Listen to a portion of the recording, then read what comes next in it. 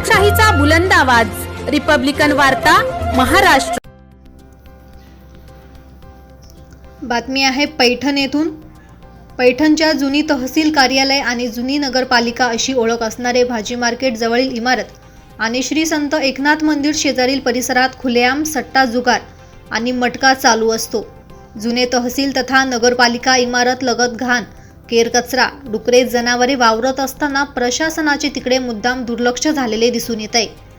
प्रशासनाचा कोणताही अधिकारी या ठिकाणी जाऊन त्यांना पाबंद करण्यासाठी प्रयत्न करत नाहीये आणि कुठल्याही प्रकारची कारवाई देखील करत नाही।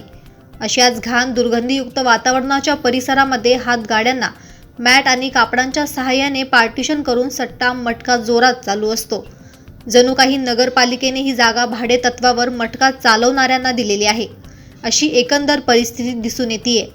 श्री संत एकनाथ मंदिर आणि संपूर्ण पैठण शहर परिसरामध्ये भर रमजान रोजाच्या कालावधीमध्ये सट्टा जुगार आणि मटका खेळणाऱ्यांची मोठ्या प्रमाणात गर्दी दिसून येते। पिवळ्या, निळ्या, गुलाबी रंगाच्या कागदी पावत्यांचा उपयोग करून सट्टा मटका खेळणाऱ्यांना त्यांची पोच पावती दिली जाते। श्रीनाथ षष्ठी यात्रेच्या पूर्वतयारीसाठी अवैध धंदे, सट्टा मटका यांचे साम्राज्य बंद करून मानव हितासाठी नवीन उपाययोजना आखल्या पाहिजे, जेणेकरून श्रीनाथ षष्ठीच्या यात्रेमध्ये उत्सवासाठी आवर्जून आलेल्या भाविकांना कोणत्याही प्रकारे अडथळा निर्माण होणार नाही, याची दक्षता पैठण तहसीलदार, नगरपालिका मुख्य कार्यकारी अधिकारी, पोलीस अधीक्षक छत्रपती संभाजीनगर यांनी घेतली पाहिजे।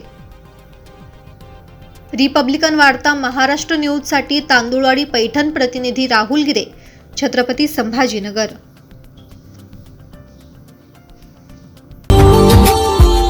Subscribe now and press the bell icon. Never miss an update.